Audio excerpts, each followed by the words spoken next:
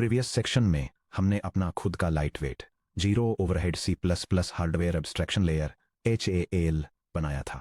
हमने templates, if कॉन्स्टेक्स पर और RRAI का यूज करके clean backend agnostic application code लिखा जो सीधे बेयर मेटल हार्डवेयर इंस्ट्रक्शंस में क्लीनली कंपाइल होता है।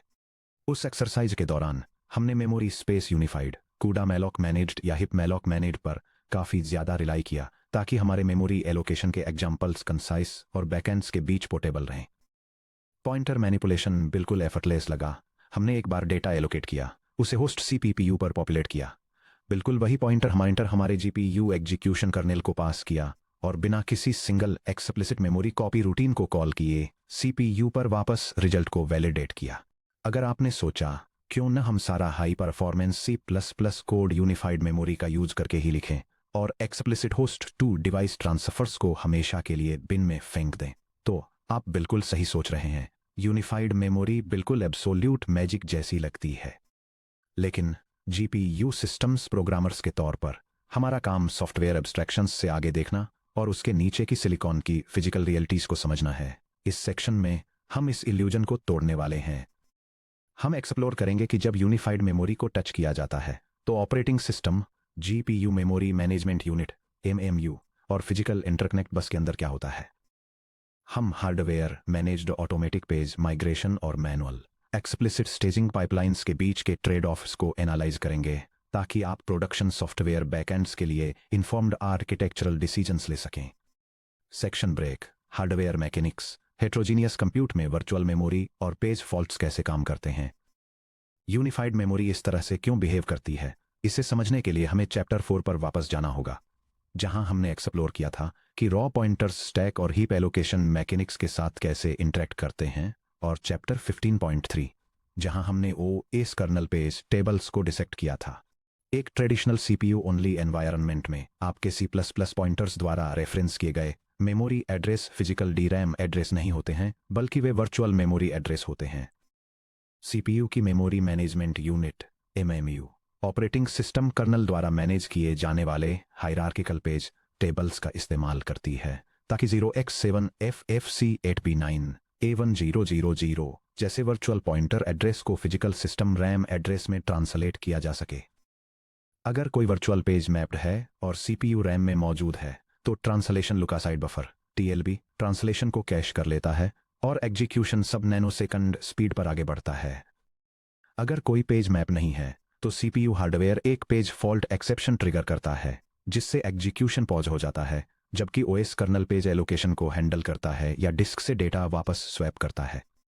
अब एक डिस्क्रीट GPU को पिक्चर में लाते हैं। एक मॉडर्न GPU एसेंशियली एक इंडिपेंडेंट कंप्यूट नोड है जिसके पास खुद का हार्डवेयर MMU, खुद का internal multi level TLB hierarchy और खुद की dedicated ultra fast physical memory GDDR6 या HBM3 होती है। यह डायग्राम एक होस्ट सिस्टम और एक डिस्क्रीट ग्राफिक्स प्रोसेसिंग यूनिट के बीच वर्चुअल मेमोरी मैनेजमेंट और पेज माइग्रेशन के आर्किटेक्चरल फ्लो को दिखाता है। यह दिखाता है कि कैसे होस्ट CPU थ्रेड्स और GPU compute cores memory management units के थ्रू अपने रिस्पेक्टिव सिस्टम RAM और हाई बैंडविड्थ VRAM को एक्सेस करते हैं। यह विजुअलाइजेशन कर्नल पेज टेबल्स के जरिए virtual to physical address translation के पाथ को डिटेल में समझाता है और हाईलाइट करता है कि कैसे एक hardware driven page migration engine का यूज करके PCI एक्सप्रेस या एनवीलिंग जैसे हाई स्पीड इंटरकनेक्ट्स पर पेज माइग्रेशन को हैंडल किया जाता है।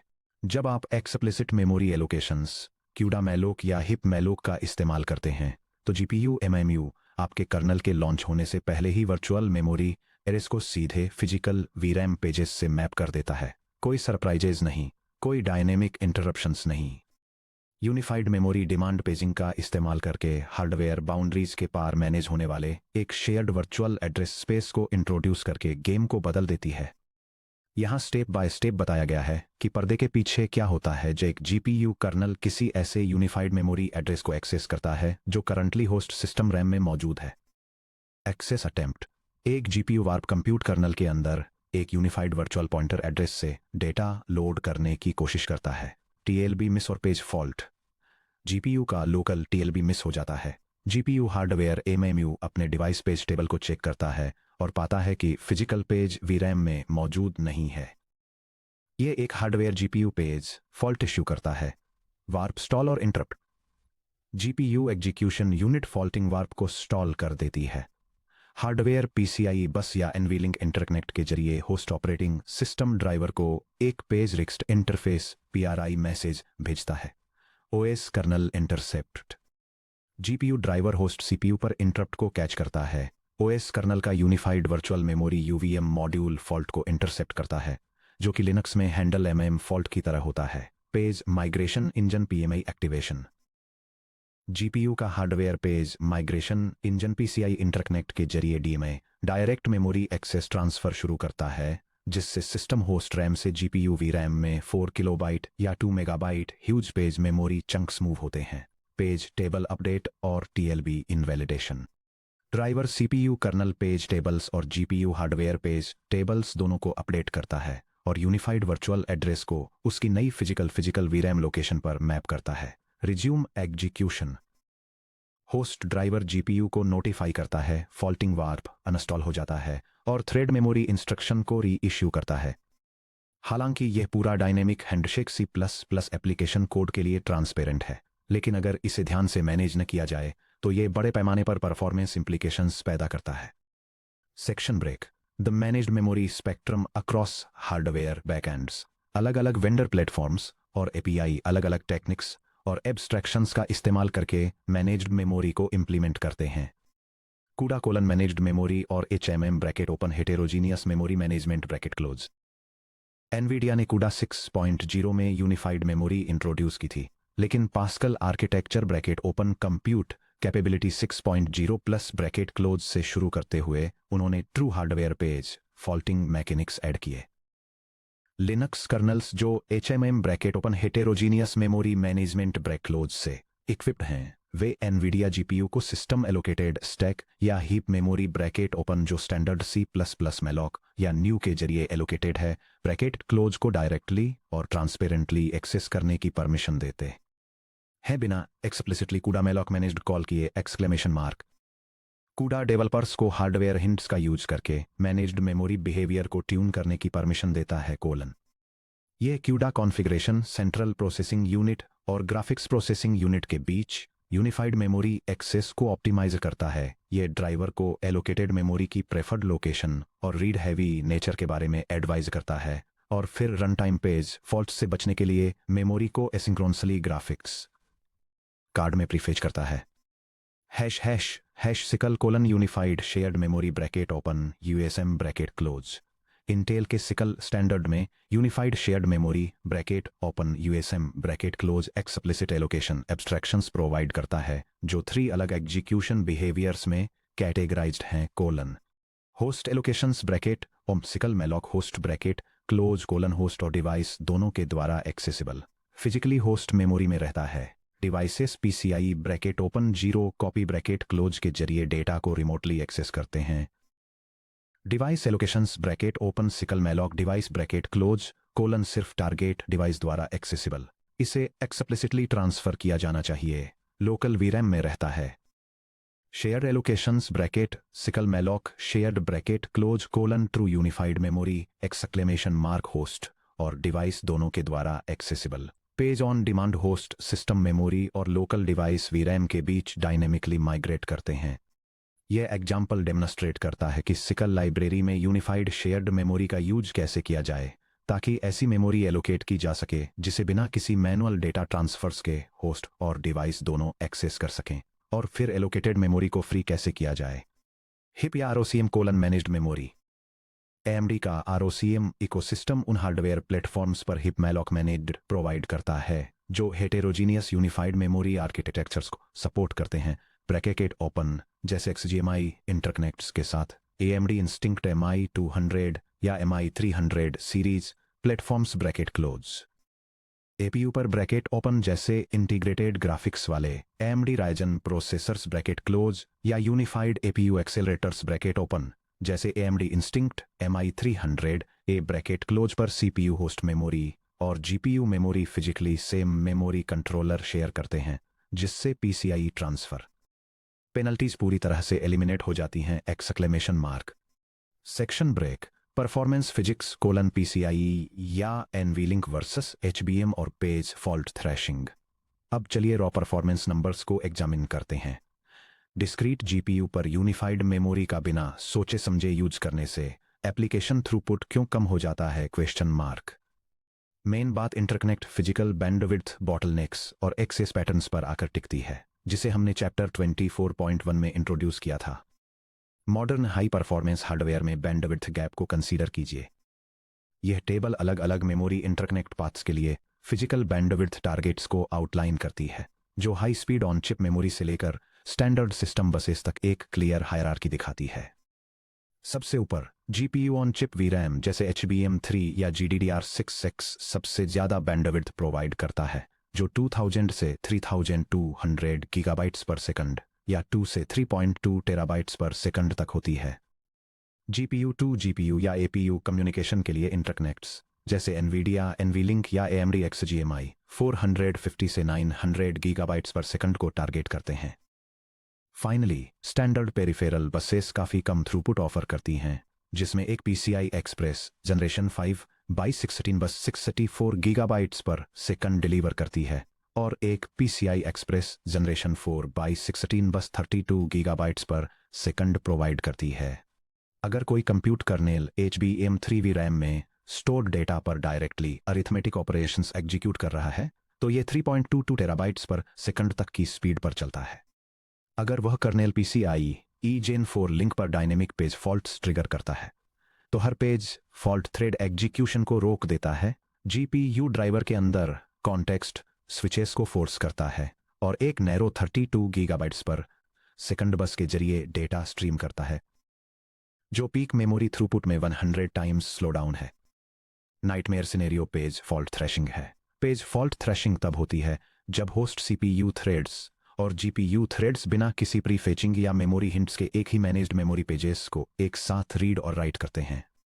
यह डायग्राम एक होस्ट प्रोसेसर और ग्राफिक्स कार्ड के बीच एक यूनिफाइड मेमोरी सिस्टम में मेमोरी थ्रैशिंग के प्रोसेस को दिखाता है। यह एक ऐसे साइकिल को दिखाता है जहां होस्ट से डेटा राइट करने पर यह सिस्टम मेमोरी में मूव हो जाता है, ग्राफिक्स प्रोसेसर से उसी डेटा को रीड करने पर एक पेज फॉल्ट ट्रिगर होता है, जो इसे वीडियो मेमोरी में ट्रांसफर कर देता है, और इसके बाद होस्ट द्वारा रीड करने पर एक और पेज फॉल्ट होता है, जो इसे वापस सिस्टम मेमोरी में पुल बैक कर लेता है। जब थ्रैशिंग होती है तो PCIe बस पूरी तरह से पेज माइग्रेशन इंटरप्ट्स से क्लॉग हो जाती है। CPU थ्रेड्स और GPU वार्प्स अपना 95% wall clock time interrupt handlers में अटके हुए बिताते हैं, जहां वे पेजेस के बस को क्रॉस करने का वेट करते हैं। एक्सेस पैटर्न्स का इम्पैक्ट, जैसा कि हमने चैप्टर 24.1 में एस्टेब्लिश किया था, GPU आर्किटेक्चर्स मेमोरी कोलेसिंग पर रिलाई करते हैं, जहां एक वार्प के थ्रेड्स कंटीगुअस एडजेसेंट मेमोरी एड्रेसेस को एक्सेस करते हैं। मैनेज्ड मेमोरी पर कोलेस्ड एक्सेस, जब थ्रेड 0 एड्रेस 0x1000 के लिए पेज फॉल्ट ट्रिगर करता है, तो हार्डवेयर पेज माइग्रेशन इंजन एक पूरा कंटीगुअस 4 किलोबाइट या 2 मेगाबाइट पेज फेच करता है।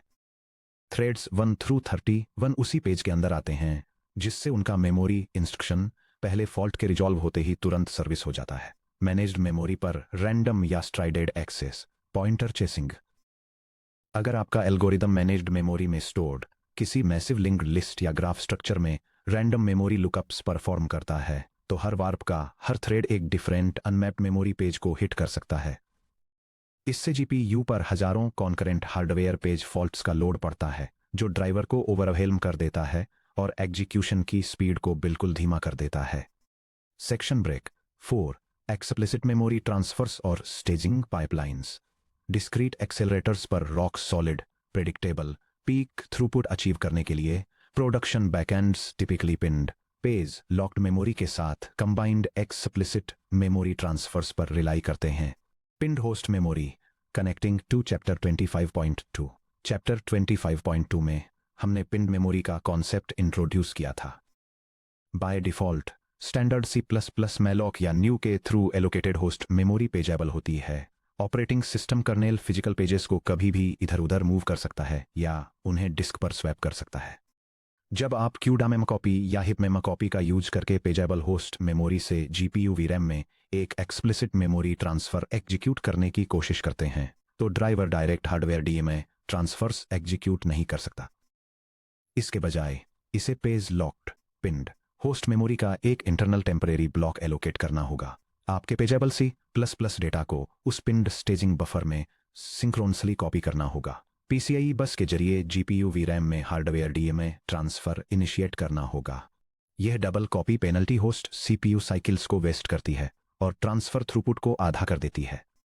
Explicit host pinning API, CUDA host alloc, hip host malloc या सिकल मैलोक होस्ट का यूज करके होस्ट मेमोरी एलोकेट करने से हम फिजिकल होस्ट मेमोरी पेजेस को उनकी जगह पर लॉक कर देते हैं।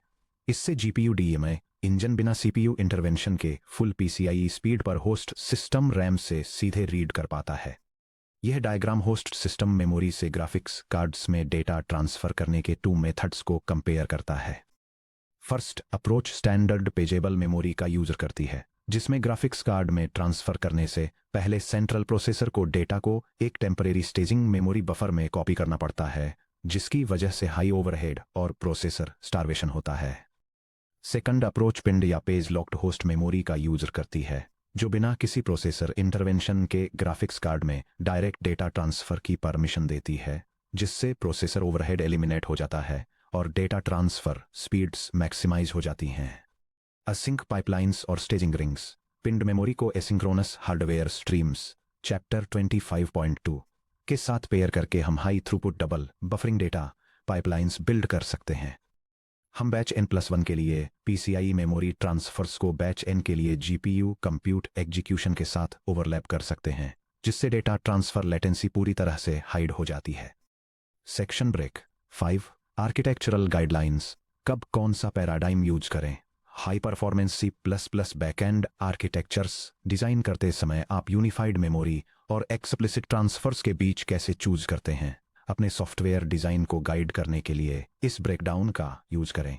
ये फ्लोचार्ट डेवलपर्स को उनके हार्डवेयर सेटअप और एल्गोरिदम कॉम्प्लेक्सिटी के बेसिस पर best GPU memory allocation strategy चुनने में गाइड करता है। एप्पल सिलिकॉन जैसे यूनिफाइड हार्डवेयर आर्किटेक्चर के लिए ये 0 कॉपी फिजिकल रैम यूज करने को रिकमेंड करता है। डिस्क्रीट ग्राफिक्स कार्ड्स के लिए ये एडवाइज करता है कि अगर एल्गोरिदम में कॉम्प्लेक्स ग्राफ पॉइंटर्स इन्वॉल्व हैं तो एसिंक्रोनस प्रीफेचिंग के साथ यूनिफाइड मेमोरी का यूज करें, या फिर सिंपलर एल्गोरिदम्स के लिए मैक्सिमम थ्रूपुट अचीव करने के लिए पिंड स्टेजिंग बफर्स के साथ एक्सप्लिसिट मेमोरी ट्रांसफर्स का यूज करें।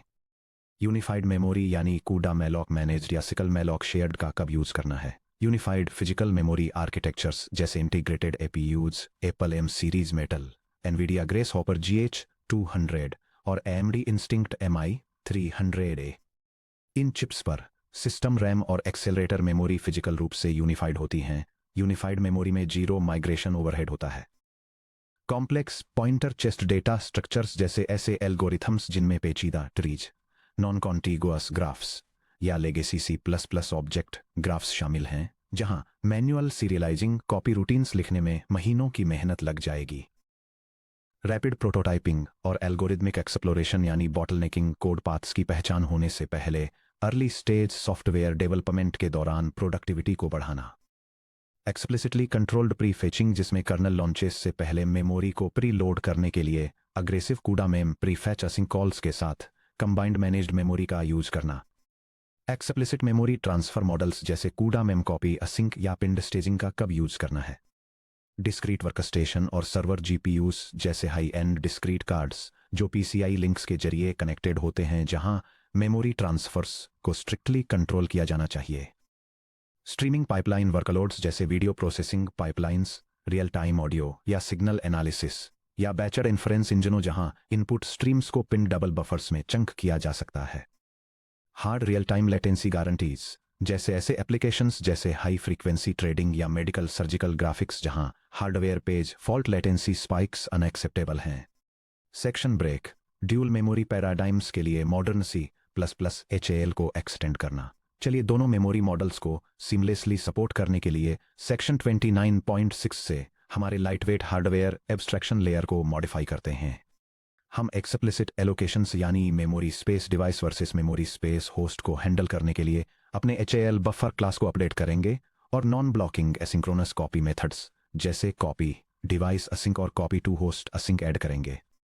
ये C++ हेडर अलग अलग हार्डवेयर एक्सीलरेशन फ्रेमवर्क्स में मेमोरी बफर्स को मैनेज करने के लिए एक टेम्पलेट क्लास को डिफाइन करता है, जिसमें CUDA, HIP और स्टैंडर्ड CPU सिस्टम्स शामिल हैं। यह डिवाइस होस्ट और यूनिफाइड मेमोरी जैसे अलग अलग मेमोरी स्पेसेस के लिए ऑटोमेटिक मेमोरी एलोकेशन और डीएलोकेशन को हैंडल करता है। यह क्लास रिसोर्स हैंडल्स के गलती से कॉपी होने को रोकता है, जबकि उन्हें सेफली मूव करने की परमिशन देता है। इसके अलावा ये होस्ट और डिवाइस के बीच एसिंक्रोनस डेटा ट्रांसफर्स को सपोर्ट करता है और कंपाइल टाइम पर सिलेक्ट किए गए स्पेसिफिक बैकएंड के बेसिस पर यूनिफाइड मेमोरी परफॉर्मेंस को ऑप्टिमाइज करने के लिए प्रीफेचिंग हिंट्स प्रोवाइड करता है। Section break, putting it into explicit staging pipeline. चलिए एक एक्सप्लिसिट स्टेजिंग बफर स्ट्रेटेजी का यूज करके अपने एनहांस्ड एब्स्ट्रैक्शन लेयर को टेस्ट करते हैं। ध्यान दीजिए कि मॉडर्न होस्ट C++ कितना क्लीन, सेफ और रीडेबल हो जाता है, जबकि ये हमें page locked host memory allocations और एसिंक्रोनस हार्डवेयर एग्जीक्यूशन स्ट्रीम्स पर 100% मैनुअल कंट्रोल देता है। यह प्रोग्राम डेमोन्स्ट्रेट करता है कि हार्डवेयर एब्स्ट्रैक्शन लेयर का यूज करके एक हाई थ्रूपुट डेटा पाइपलाइन को कैसे इंप्लीमेंट करना है। ये एक हार्डवेयर एग्जीक्यूशन क्यू को इनिशियलाइज करता है और फास्ट डेटा ट्रांसफर को इनेबल करने के लिए डेडिकेटेड डिवाइस वीडियो मेमोरी के साथ साथ page locked host memory allocate करता है। पाइपलाइन होस्ट से डिवाइस पर डेटा को असिंक्रोनसली कॉपी करती है। डिवाइस पर डेटा को स्केल और ऑफसेट करने के लिए एक पैरेलल कंप्यूटेशन एग्जीक्यूट करती है और फिर रिजल्ट्स को वापस होस्ट पर असिंक्रोनसली कॉपी करती है। फाइनली प्रोग्राम होस्ट और डिवाइस को सिंक्रोनाइज करता है, कैलकुलेटेड रिजल्ट्स को वैलिडेट करता है और एलोकेटेड मेमोरी को सेफली रिलीज करता है। एग्जीक्यूशन पाथ्स को डीकपल करके और होस्ट पिंड स्टेजिंग बफर्स और एसिंक कॉपीज के जरिए मेमोरी प्लेसमेंट को एक्सप्लिसिटली कंट्रोल करके हम GPU को कंप्यूटेशनल वर्क से भरपूर रखते हैं और साथ ही पीक PCIe लिंक सैचुरेशन भी बनाए रखते हैं। अब जब हमने मेमोरी ट्रांसफर डायनेमिक्स और जीरो ओवरहेड एब्स्ट्रैक्शंस को अच्छी तरह से डीमिस्टिफाई कर लिया है, तो चलिए थोड़ा पीछे हटकर देखते हैं कि कैसे एक सिंगल यूनिफाइड C++ सोर्स अलग अलग वेंडर टूलचेन्स में कंपाइलेशन के दौरान ट्रांसफॉर्म होती है। अगले सेक्शन 29.8 की abstraction mapping single C++ source file compiling to AMD NVIDIA और Intel टारगेट्स, हम विजुअली उन फुल कंपाइलेशन और ट्रांसलेशन पाथ्स को लेआउट करेंगे जो high level C+ template abstractions को वेंडर स्पेसिफिक IRs और हार्डवेयर बाइनरीज में कन्वर्ट करते हैं